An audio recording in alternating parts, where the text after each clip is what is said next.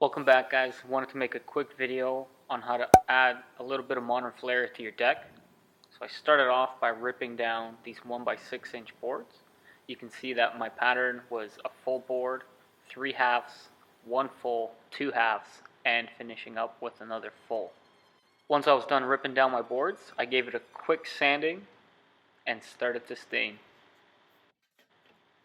Now the stain that we were using for this project was Driftwood Gray. It's available at Lowe's. This is a semi-transparent product. It goes on pretty heavy and wipes off pretty nice. Now I've talked about these before. You can buy these microfiber pads that really help with your staining projects. Now that's one done and about 50 to go. After you're done staining all your boards, what you want to do is you want to pick out the face that looks the best, as this will face forward, and cut all your boards down to the appropriate size depending on your post sizing.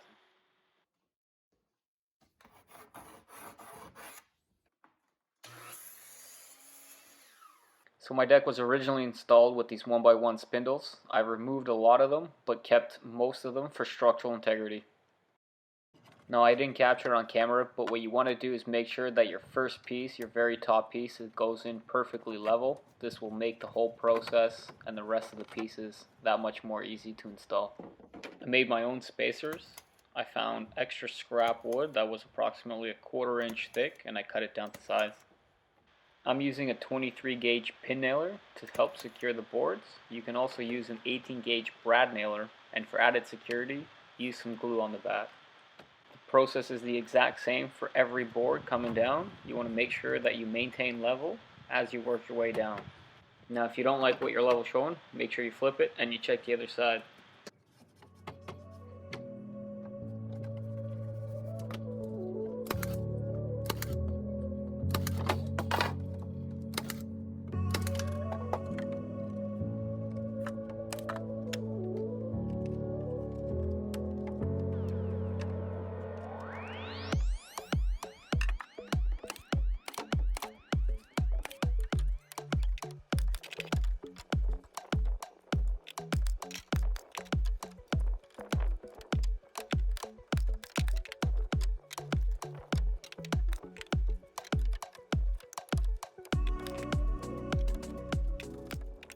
Now if you planned out your spacing perfectly fine, your last piece fits in great. If not, you can definitely take it over to the saw, rip it down to the width you need, and install it just like you would with the others.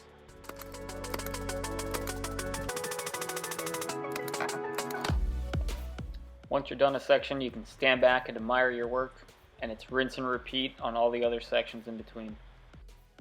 Now if you do have offcuts from your main runs, definitely do not throw them out. They're perfect for nooks and crannies like this. You can use them in all the small spaces without having to buy more material.